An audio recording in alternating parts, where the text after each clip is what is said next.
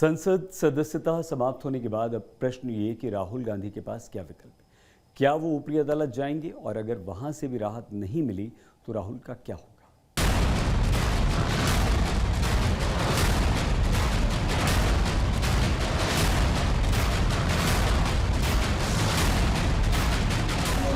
हंगामा जारी है, सियासत जारी है, लेकिन बीच में फंसे हैं कई सवाल राहुल गांधी के चुनाव लड़ने को लेकर, सवाल राहुल गांधी की सियासत के भविष्य पर। इन्हीं सवालों का जवाब आपको समझाने की कोशिश करते हैं। सूरत कोर्ट के फैसले के 24 घंटे के अंदर राहुल गांधी की संसद सदस्यता रद्द हो गई। राहुल गांधी सांसद से पूर्व सांसद हो गए। ऐसे में सवाल ये कि राहुल गांधी के पास विकल्प क्या है।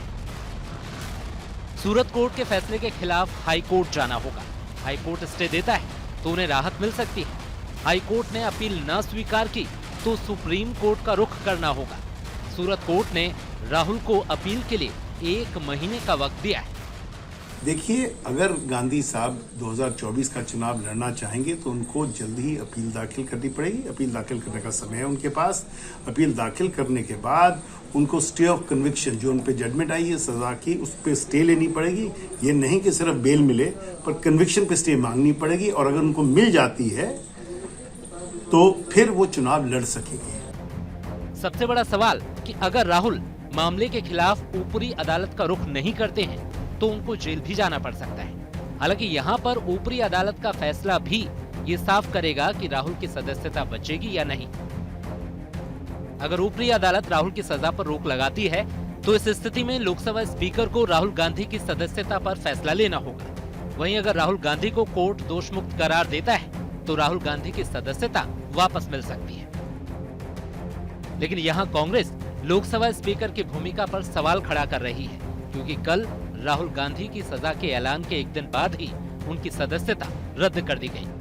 उनकी जबान बंद करने के लिए इतने लाइटनिंग स्पीड में उनको डिस्क्वालीफाई किया गया कि ताकि उनको सच बोलने से रोका जाए। और इससे उनको बड़ी खुशी हो गई होगी, लेकिन पूरे देश के लोग बड़े चिंतित हैं। यानी कांग्रेस के कोर्ट का दरवाजा खटखटाने के बाद भी घमासान थमने वाला नहीं है। वहीं अगर सदस्यता रद्द होती है तो राहुल गांधी को लंबा इंतजार करना होगा।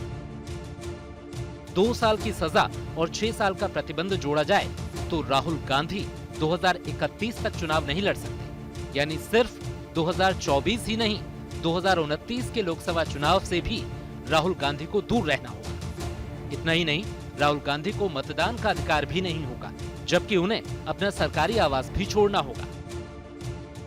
साफ है, राहुल गांधी की राह आसान नहीं है, जिसे ध्यान में रखते हुए कांग्रेस आगे के विकल्पों पर मंथन कर रही है। दिल्ली से मौसमी सिंह, सुप्रिया भारद्वाज और हिमांशु मिश्रा के साथ आज तक ब्यूरो।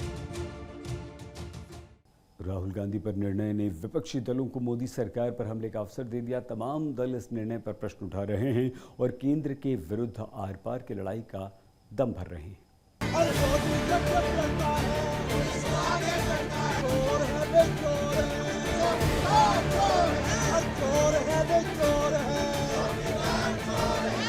क्या कांग्रेस के सहयोगी और क्या बीजेपी के अन्य विरोधी लोकसभा सचिवालय की चिट्ठी सामने आते ही तमाम नेताओं के बयान भी सामने आने लगे। राहुल गांधी पर लिए फैसले के बहाने बीजेपी सरकार पर सवाल उठाने लगे। ऐसे देश कैसे चलेगा? डर डर के लोग कैसे जिएंगे? और क्यों डर डर के जिए? हम हमारा देश है, हम आजाद भारत के आजाद नागरिक हैं।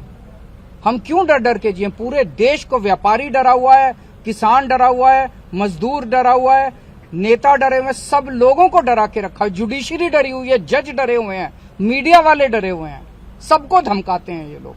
सबको ईडी और सीबीआई और इनकम टैक्स की धमकी देते हैं लोग। कांग्रेस के पार्टी के सबसे बड़े नेता की सदस्यता गई है, और अगर हम इसी तरह देखेंगे, अगर ऐसे मुकदमे देखेंगे तो बीजेपी वालों की तो कईयों की सदस्यता नहीं बचेगी। जो भाषा या जिस तरह के उनके स्टेटमेंट्स हैं, अगर उन पर सच्ची कार्रवाई हो जाए तो बहुत सारे भारतीय जनता पार्टी के सदस्यों की भी सदस्यता चली जाएगी। लोकसभा स्पीकर के फैसले पर कांग्रेस पार्टी लगातार सवाल उठा रही है। इस फैसले को तानाशाही भरा कदम बता रही है। सड़कों पर उतरकर इस फैसले पर विरोध जता रही है। राहुल तुम संघर्ष करो।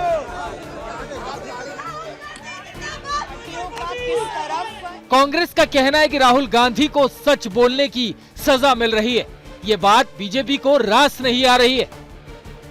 ये ऐसा लोकतंत्र चाहते जिसमें लूटने की छूट मिले, ऐसा लोकतंत्र चाहते हैं जिसमें किसी को भी गाली गलौज की जा सके, किसी के बारे में भी कुछ भी अपशब्दों का प्रयोग किया जा सके। तो कोई व्यक्ति प्रधानमंत्री को, एक बड़े समुदाय को, मोदी सरनेम वाले सारे लोगों को चोर कह के निकल जाए, और अगर कोई कोर्ट गया और कोर्ट ने कहा वो आपकी बात को स्वीकार नहीं किया और उसने आपको दोषी करार दिया, तो आपको तो पहले ही इस्तीफा दे देना चाहिए था। प्रतिशोध की राजनीति, धमकी की राजनीति, उत्पीड़न की राजनीति का एक नतीजा है, एक मिसाल है। और मैं फिर से दोहराऊंगा जो उन्होंने एक बार इसी मंच से कहा था, अब लोगों को, जो खुद डरते हैं वो दूसरों को डराते हैं। कांग्रेस महासचिव प्रियंका गांधी ने इस फैसले के बहाने मोदी सरकार पर हमला बोला। राहुल पर लिए गए फैसले को अदानी के मुद्दे से जोड़ा। नीरव मोदी और मेहुल चौकसी पर सवाल उठाया कि आपका मित्र गौतम अडानी देश की संसद और भारत की महान जनता से बड़ा हो गया है कि उसकी लूट पर सवाल उठा तो आप बौखला गए। कांग्रेस समेत विपक्षी दल लगातार मोदी सरकार पर घेरने की कोशिश में जुटा है। कई दल तो मोदी सरकार के खिलाफ मोर्चाबंदी की भी तैयारी कर रहे हैं। ऐसे माहौल में 2024 से पहले राहुल गांधी पर सदस्यता पर फैसले ने विपक्षी दलों को बड़ा हथियार दे दिया है, जिस पर बड़ी लड़ाई दिखनी तय है। दिल्ली से मौसमी सिंह, सुप्रिया भारद्वाज के साथ हिमांशु मिश्रा, आज तक। राहुल गांधी की सदस्यता रद्द होने के निर्णय के बाद गुजरात कांग्रेस में काफी गुस्सा है।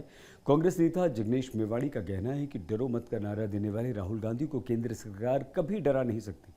जिग्नेश मेवाड़ी से बात की हमारी संवाददाता गोपी खांगर ने। राहुल गांधी के लिए संसद के दरवाजे अब बंद हो चुके हैं। इसी पर बातचीत करने के लिए हमारे साथ जुड़ चुके हैं जिग्नेश मेवाड़ी, कांग्रेस नेता। जिग्नेश भाई, अब राहुल गांधी क्या करेंगे? सड़क पर उतरेंगे, इंकलाब जिंदाबाद का नारा बुलंद करेंगे। किसानों की, मजदूरों की, दलित, आदिवासी, ओबीसी, महिला और बेरोजगार युवाओं की, स्मॉल और मीडियम स्केल इंडस्ट्रीज और व्यापारी की आवाज़ का नाम राहुल गांधी है। वो आवाज़ सड़क पर भी दिखेगी और उनके आवाज़ को हम लोग रिफ्लेक्ट करेंगे हमारी असेंबली में, हमारे पार्लियामेंट में। और कानूनी जो भी रास्ते, सेशंस कोर्ट में जाना, हाई कोर्ट में जाना, सुप्रीम कोर्ट तक रिलीफ मांगना, ये सारे जो भी पॉसिबिलिटीज़ है उसको एक्सप्लोर करेंगे, सारे दरवाजे खटखटाएंगे और न्यायतंत्र में भरोसा है। और मुझे लगता है आज अभिषेक मनु सिंघवी जी की मैं प्रेस कॉन्फ्रेंस देख रहा था, वो कॉन्फिडेंटली कह रहे थे कि अच्छा चांस है कि कन्विक्शन के ऊपर स्टे मिल जाए। कन्विक्शन पे स्टे मिल जाए, लेकिन फिलहाल तो सदस्यता चली गई है, संसदीय सदस्यता। अब क्या करेंगे? देखिए, दमन चक्र का, फांसीवादियों का दौर चल रहा है। इन लोगों ने गौरी लंकेश, दाभोलकर, पंसारे, कलबुर्गी, आरएसएस की जो दूसरी ब्रांचेज है, उनके लोगों ने इन लोगों की हत्या की है। सदस्य क्या, ये तो लोगों का जीवन समाप्त करते हैं। तो लड़ेंगे हम लोग, कानूनी लड़ाई हो, पार्लियामेंट में लड़ना हो, असेंबली में लड़ना हो, सड़क पर लड़ना हो।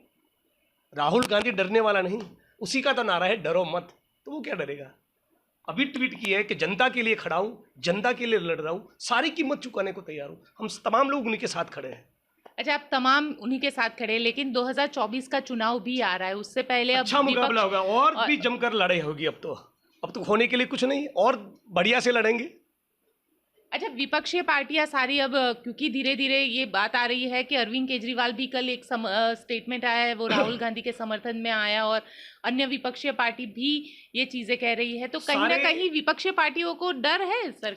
न केवल विपक्ष के सारे दल, विपक्ष की भूमिका अदा करने की क्षमता रखने वाले और इंटेंशन रखने वाले सभी पत्रकार, वकील, पब्लिक, जन आंदोलन के लोग, पीपल्स मूवमेंट के लोग, वो तमाम लोग एक होकर लड़ेंगे, क्योंकि सबके ऊपर हमला हो रहा है। यदि आप एनजीओ चला रहे हैं, मानवाधिकार का काम कर रहे हैं, लॉयर है, पत्रकार है, एक्टिविस्ट है, विपक्ष के किसी नेता है, सबको टारगेट किया जाए। मुझे आसाम की जेल में डाला, पवन खेरा को प्लेन में से निकाल दिया, ईडी के छापे पड़ते हैं, इनकम टैक्स के छापे पड़ते हैं, सीबीआई को भेज देते हैं, एनआईए को भेज देते हैं। तो यही वो कितने सालों के दौरान कर रहे हैं। सुप्रीम कोर्ट के जजिस को प्रेस कॉन्फ्रेंस करके ये कहना पड़ा कि लोकतंत्र की हत्या हो रही है। सुप्रीम कोर्ट ऑफ इंडिया के जजिस को आप सोचिए, उनको कितनी घुटन महसूस हुई होगी। तो यही विपक्ष के दलों के साथ, यही प्रतिरोध की सारी आवाजों के साथ कर रहे हैं। तो लड़ेंगे हम लोग। अब क्या रणनीति रहेगी? रणनीति यही रहेगी कि पहले तो लीगल जो भी पॉसिबिलिटीज है वो एक्सप्लोर करेंगे। आज कांग्रेस पार्टी के सभी वरिष्ठ नेताओं की दिल्ली में एक मीटिंग है और आने वाले दिनों में सड़क पे उतरने का, आंदोलन करने का, जनता के बीच में जाने का कोई प्रोग्राम बनता है तो उसको भी लागू करेंगे और कानूनी लड़ाई भी लड़ेंगे। बिल्कुल, तो ये है जिग्नेश मेवानी जिनका कहना है कि डरेंगे नहीं, लड़ेंगे और आने वाले दिनों में जो कानूनी लड़ाई है वो तो लड़ेंगे, लेकिन सड़क पर भी ये लड़ाई उनकी जारी रहेगी। कैमरामैन प्रीतेश रावल के साथ गोपी घांगर, गांधीनगर आज तक। पूरे देश में 10वीं की परीक्षा चल रही हैं, हजारों छात्र बैठ रहे हैं। आज आपको मिलवा रहे हैं एक ऐसी छात्रा से जो स्वयं एक 7 वर्ष के बच्चे की मां है, पर अपनी पढ़ाई पूरी करने के लिए इस वर्ष 10वीं की परीक्षा दे रही हैं।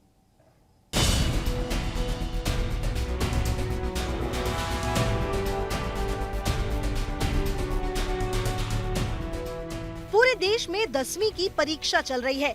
अलग अलग बोर्ड्स की परीक्षा में शामिल हजारों छात्र इस साल परीक्षा में बैठ रहे हैं। लेकिन आज हम आपको एक ऐसी छात्रा से मिलवाने जा रहे हैं जो बाकी बच्चों के साथ इस परीक्षा में शामिल तो जरूर हो रही है, लेकिन वो खुद एक बच्चे की माँ है। ये है फरहीन वोहरा, जो इस साल 10वीं की बोर्ड परीक्षा दे रही हैं।